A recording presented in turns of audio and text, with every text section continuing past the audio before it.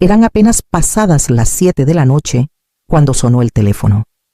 Estaba doblando toallas en el cuarto de lavado medio, escuchando el zumbido de la secadora y el susurro suave de la radio.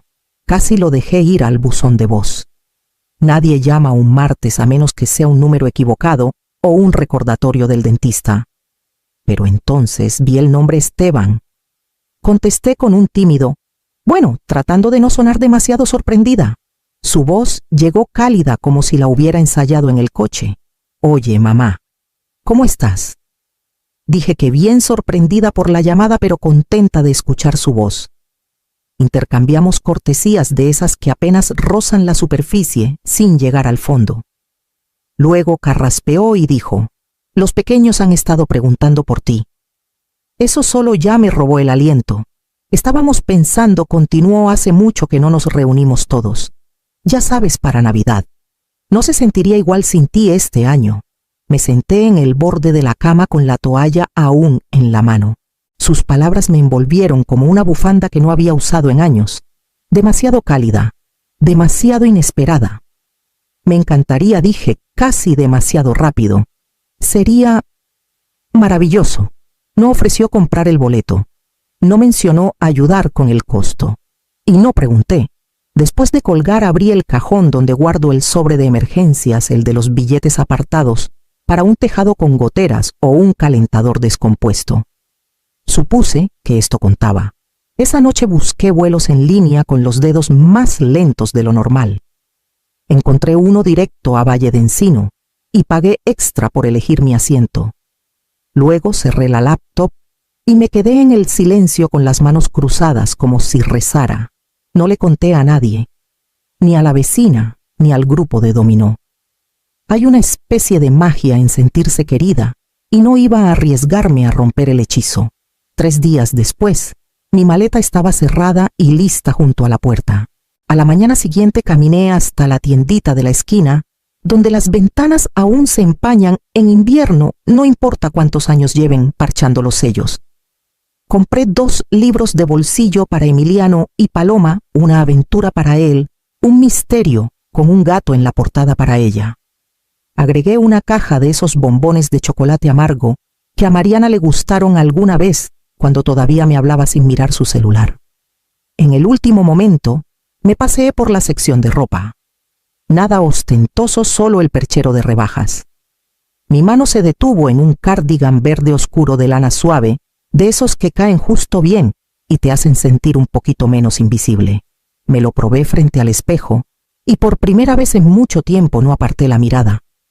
De vuelta en casa, dispuse todo sobre la cama: los libros, los chocolates, el cardigan aún tibio de la tienda y mi vieja maleta de cuero. Empaqué despacio, alisando cada cosa como si pudiera arrugar mis intenciones. En la parte superior guardé una nota doblada que escribí hace meses y nunca tiré. Llega con suavidad, pero no vacía. No sabía qué quise decir cuando la escribí. Tal vez ahora sí. Revisé el clima en Valle de Encino, frío, cielos grises. Programé el calentador, regué el filodendro junto a la ventana y saqué la basura antes de tiempo. Dejé la luz del porche encendida, no por seguridad, solo por la calma de volver a algo iluminado. El grupo de dominó me mandó un mensaje sobre el juego del jueves. Miré el texto y lo cerré sin responder. No quería explicar, todavía no. Había una especie de calma floreciendo dentro de mí, no exactamente alegría, sino algo más suave, como ser recordada por alguien que conoce tu segundo nombre. La mañana del vuelo me puse mis zapatos buenos, los de tacón pequeño. Quería parecer el tipo de mujer a la que invitas. Y lo creí hasta que las puertas del aeropuerto se abrieron y el viento me recibió primero. El vuelo aterrizó temprano, suave y silencioso, como si no quisiera molestar a nadie. Bajé del avión al aliento frío del aeropuerto regional de Valle de Encino, pequeño y familiar, con su alfombra gastada y el eco lejano de música navideña. Seguí los letreros hacia la recogida de equipaje, con la correa de mi bolso clavándose en el hombro y mi abrigo doblado cuidadosamente sobre el brazo. En llegadas las familias se amontonaban. Los niños chillaban y corrían a brazos abiertos. Una mujer a mi lado sostenía un cartel hecho a mano que decía: «Bienvenido a casa Marcos». Sonreí cortésmente a quien me miraba no muy efusiva, solo lo suficiente para decir que no estaba perdida. Me quedé bajo las grandes letras plateadas que decían Terminal Principal y esperé con mi maleta firme a mi lado. Miré mi celular. Sin mensajes nuevos. Pero ahí estaba el último de Mariana. Ahí estaremos. Los pequeños están ansiosos por verte. Yo había respondido, el vuelo llega a las 3:10. No puedo esperar para abrazarlos a todos. Mantuve el abrigo doblado sobre el brazo demasiado cálido para ponérmelo, pero sin querer dejarlo en el suelo. No me senté. Sentarme se sentía demasiado como rendirse como alguien que se da cuenta de que cometió un error. Pasaron 20 minutos, luego 30. La multitud empezó a dispersarse. La mujer del cartel de Marcos ahora reía en los brazos de un hombre alto con uniforme militar. Volví a mirar mi celular esperando tal vez un retraso, un pinchazo, cualquier cosa. En cambio vi una notificación de la cuenta de redes sociales de Mariana. La abrí sin pensar. Ahí estaban, todos. Esteban con el suéter azul que le regalé el año pasado. Mariana sonriendo con una copa de vino en la mano. Emiliano y Paloma, inclinados sobre una mesa llena de comida, relleno camote, un pastel de malla que no era el mío. El pie de foto decía casa llena, corazones llenos. Feliz Navidad de nuestra familia a la suya. Mis ojos recorrieron la imagen lentamente buscando un hueco, una silla vacía. No había ninguna. La foto estaba completa sin mí. No lloré. No ahí. No bajo esas luces fluorescentes. Me giré, me puse el abrigo y caminé más allá de la puerta de llegadas hacia el aire frío y el silencio que me esperaba. Salí de la terminal al mordisco del viento de diciembre, de esos que se cuelan por las mangas antes de que puedas prepararte. Mi abrigo aún no estaba abotonado, pero no dejé de caminar. La fila de taxis se extendía como una pregunta sin respuesta. Seguí andando. Nadie llamó. Nadie mandó mensaje. El mundo se movía a mi alrededor, como si nada faltara, y tal vez no faltaba nada. A medio kilómetro más allá del lote de renta de autos y una tienda de mascotas cerrada, vi un edificio pequeño con un toldo rojo desvaído y un letrero parpadeante que decía La Mesa de Mabel. Las ventanas estaban empañadas por el calor de adentro, y un muñeco de nieve de plástico se inclinaba contra la puerta. Entré sin dudar. Una campana sonó sobre mi cabeza y el olor a grasa y canela llenaba el aire. Una mesera levantó la vista desde el mostrador y sonrió como si de verdad lo sintiera. «Siéntate donde quieras, querida», dijo. Asentí y me deslicé en una cabina cerca de la ventana. No miré el menú. «Solo pastel», dije cuando se acercó. «De calabaza». «Y un té si no es mucha molestia». «Nunca lo es», respondió y se alejó con una calma que envidié. Me senté con las manos cruzadas, el celular boca abajo sobre la mesa. El vidrio estaba tibio contra mi espalda, el asiento ya moldeado a una forma que no me resistía. Cuando llegó el pastel con vapor aún saliendo de la corteza, no esperé. Di un bocado. La crema batida se había deslizado a un lado y la corteza estaba irregular, pero fue lo mejor que había probado en años. No por las especias, no porque estuviera tibio, porque no lo hice para nadie más. Comí despacio, cada bocado una pequeña rebeldía. No revisé el celular, no mandé mensajes, no busqué un ride ni una forma de regresar. Solo me permití estar respirando el aire sencillo y ordinario de un lugar que no me esperaba pero que me dio la bienvenida. Cuando terminé, pedí otra rebanada para llevar, para después. Y luego salí de nuevo al frío sin saber a dónde iba, pero segura de que no esperaría a que alguien se acordara de mí. Caminé sin rumbo, solo con el peso de la caja de pastel en la mano y el ritmo apagado de las ruedas de mi maleta sobre la banqueta rota. Un motel económico apareció en la siguiente esquina, con su letrero parpadeando a medias, y lo tomé como una sugerencia más que como una decisión. Reservé una habitación por una noche sin preguntas y dejé que la puerta se cerrara detrás de mí. Más tarde, sentada en el borde de la cama con la corteza del pastel frío a mi lado, pensé en lo absurdo que sería llorar por algo que ya había pasado de 1000 formas distintas. Recordé el año en que no llamaron por mi cumpleaños hasta casi medianoche, cuando todo lo que tenían para ofrecer era un pensamiento tardío y un «perdón, el día se nos fue». Recordé cómo Mariana siempre decía cosas como «siempre eres bienvenida si no es mucha molestia», y cómo esa frase hacía que sonara como si yo fuera un favor concedido, no alguien a quien quisieran ver. Una Navidad les envié un cheque porque ya no sabía qué les gustaba a los pequeños. Mariana respondió con un mensaje que solo decía «recibido». Gracias, sin foto, sin tarjeta. Solo una confirmación como si hubiera llenado un formulario. Luego estaba el recital escolar de Emiliano al que no me invitaron, pero encontré el enlace para verlo en línea. Lo vi en mi laptop con una taza de té y un nudo en la garganta, y cuando se lo mencioné a Esteban, después dijo, «Ah, sí, creo que Mariana subió un clip. ¿Ya lo viste entonces? Qué bueno». Siempre fue así cerca, pero no del todo incluida. Un plato de acompañamiento en la mesa de alguien más. Útil si se necesitaba. Cortés si estaba presente. No lo había visto claramente hasta esa noche, pero siempre estuvo ahí. No un solo momento de crueldad, sino 100 pequeñas omisiones. Y ahora sentada en una habitación de motel que olía a detergente rancio y calor, entendí nunca me habían invitado de verdad. Me habían absorbido cuando era conveniente, tolerado cuando estaba callada y dejado de lado en el momento en que pedía más. Me levanté, tomé la segunda rebanada de pastel de la bolsa y la puse en una servilleta. No la calenté, no lo necesitaba. Era mía de todos modos. Y en el silencio de esa habitación de motel, por fin empecé a pensar en qué seguía. A la mañana siguiente estaba en el banco antes de que abrieran las puertas. El aire era cortante y el hielo se aferraba a los pasamanos como si la noche no quisiera soltarse. Llevaba el cardigan verde, aunque no combinaba con mi bufanda. No me importó. Había terminado de coordinar para las apariencias.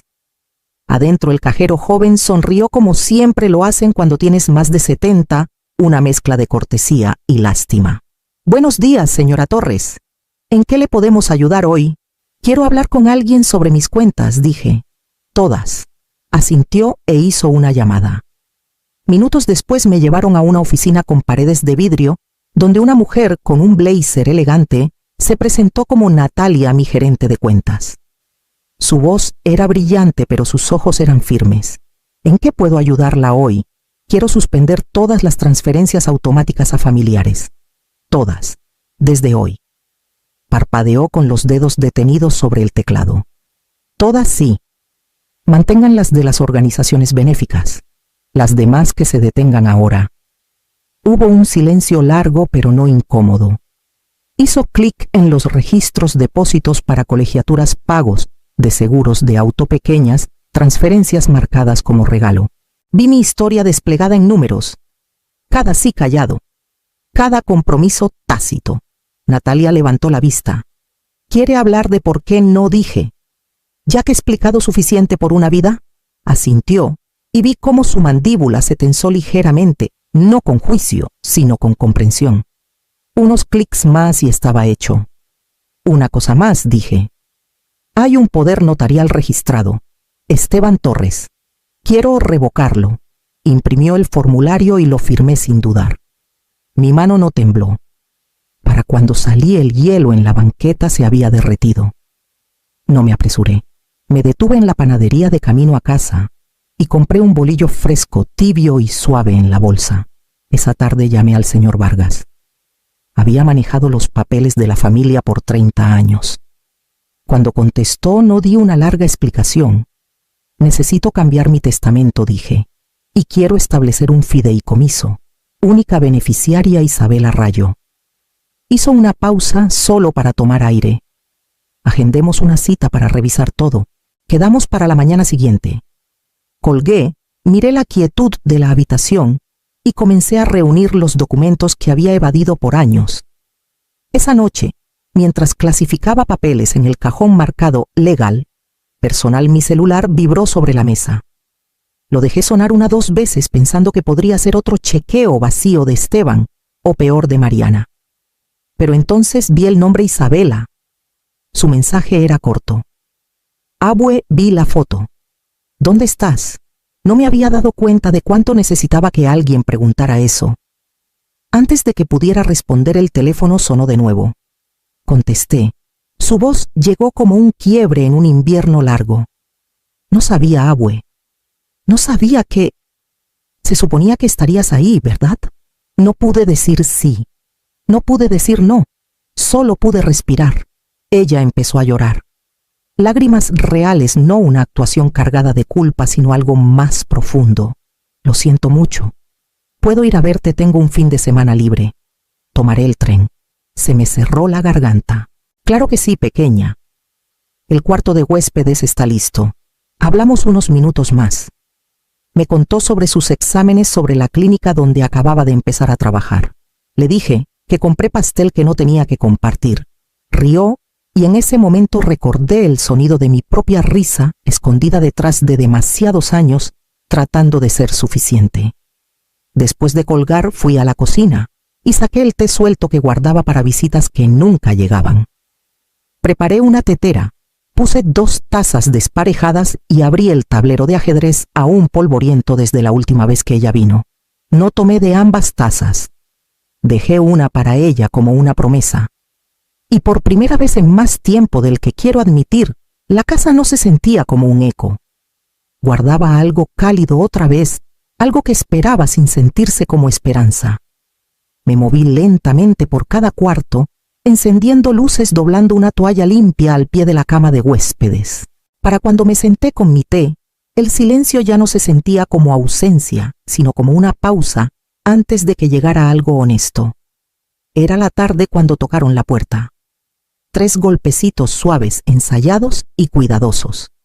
Supe que sería ella antes de abrir. Mariana estaba ahí con un abrigo camel, el cabello recogido detrás de una oreja.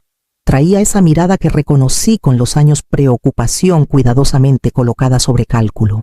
Irene dijo, con voz casi tierna: «¿Podemos hablar?». Me hice a un lado.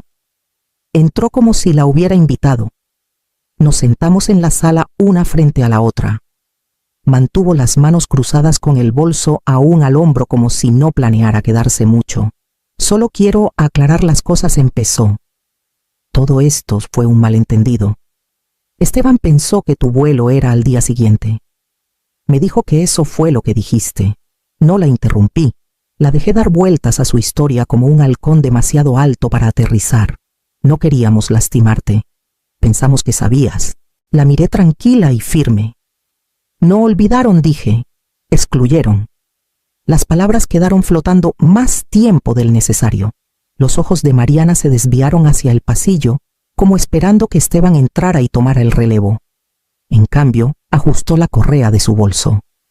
«Bueno», dijo al fin, «todos estamos tratando de seguir adelante». «Ya lo hice», respondí. Se levantó sacudiendo una hebra invisible de su manga. «Espero que esto no signifique que guardas rencor. Significa que terminé de explicar por qué va a algún lugar». No respondió. Solo asintió una vez y salió la puerta cerrándose tras ella como una disculpa suave que nunca se formó. No la seguí.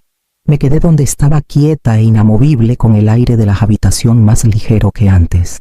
A la mañana siguiente estaba frente al señor Vargas en su oficina, el mismo lugar donde mi esposo y yo firmamos los papeles de la hipoteca de nuestra primera casa. Las sillas eran diferentes ahora, pero el olor a papel viejo y abrillantador de limón no había cambiado. Deslizó la versión final del fideicomiso hacia mí. «Todo está en orden. Una vez que firmes, entrará en efecto. Isabela será la única beneficiaria». Tomé la pluma con los dedos firmes y escribí mi nombre con más claridad de la que había sentido en años. No hubo titubeos. No hubo necesidad de explicarlo en voz alta. «También traje algo más», dije metiendo la mano en mi bolso. Desdoblé una carta escrita a mano y la puse suavemente sobre los documentos del fideicomiso. «No es lenguaje legal», dije. «Es solo algo que quiero que se incluya en el expediente». Ajustó sus lentes y leyó la primera línea en silencio. Luego asintió y la guardó en la carpeta sin decir palabra. Sabía lo que decía. La escribí despacio durante varias noches, doblándola y redoblando hasta que las marcas parecían permanentes. A quien encuentre esto después de que me haya ido, esto no es un castigo. Es claridad. El amor sin respeto no es familia. La presencia sin cuidado no es pertenencia. Elegí a la única persona que me vio no por obligación, sino porque quiso. Eso es suficiente. Terminamos de firmar los últimos papeles y salí de la oficina más ligera. De camino a casa pasé por un puesto de flores y compré un pequeño ramo de tulipanes amarillos, no para alguien más, solo para la mesa de la cocina. Esa tarde llamé a Isabela y le pregunté si le gustaba el pollo asado. Dijo que sí y rió cuando le conté que ya había sacado uno del congelador. Esa noche el teléfono sonó. Lo dejé vibrar 2 veces antes de mirar. Esteban. No contesté. El buzón de voz llegó momentos después. Lo reproduje sosteniendo el celular lo suficientemente lejos para amortiguar la emoción. Mamá, no entiendo. ¿Por qué haces esto? Mariana dijo que pasó por aquí. Pensé que ya habíamos aclarado las cosas. Solo, no sé qué quieres de nosotros. Ahí estaba, todavía centrado en él, todavía esperando que yo llenara los espacios en blanco. Borré el mensaje sin guardarlo. Me impactó entonces cuánto ruido había confundido con conexión. Las llamadas, las peticiones, los textos educados de días festivos. Todo ruido destinado a mantenerme participando en un papel que ya no me quedaba. Ahora había silencio. Y en él podía escucharme de nuevo. No fue enojo lo que me impidió devolverle la llamada. No fue despecho. Fue darme cuenta de que ya no necesitaba explicarme. Notó mi ausencia. Pero ni una sola vez había visto realmente mi presencia. Cerré el celular, lo puse junto a mi té y sentí la calma de una decisión que no necesitaba revisitar. La noche de Navidad puse la mesa para una. El mantel estaba limpio, los cubiertos brillaban. Coloqué un solo plato en el centro y junto a él encendí 2 velas, una por la presencia, otra por la paz. El pollo asado era sencillo. Lo preparé antes con romero del pequeño macetero junto a mi ventana, sin acompañamientos elaborados, sin postre, solo lo suficiente. Suficiente para mí. Comí despacio. No en luto, no en celebración, sino en firmeza. Sin música, sin tintineo de copas, solo el zumbido suave del radiador y el ritmo tranquilo de mi respiración. No había espacio para actuaciones, solo verdad. Después de lavar los platos y cuando las velas ya ardían bajas, abrí la ventana de la cocina a unos centímetros. La nieve había comenzado otra vez cayendo suavemente bajo la luz de la calle, de esas que hacen que todo se sienta limpio aunque sea por un rato. Me senté en la mesa con mi cuaderno, el que usaba para guardar listas de compras entre recordatorios para llamar a los chicos. En una página en blanco escribí una frase. Este año fui la invitada de honor en mi propia vida. La subrayé una vez. Luego cerré el cuaderno dejando que el calor de mi habitación se encontrara con la quietud del exterior.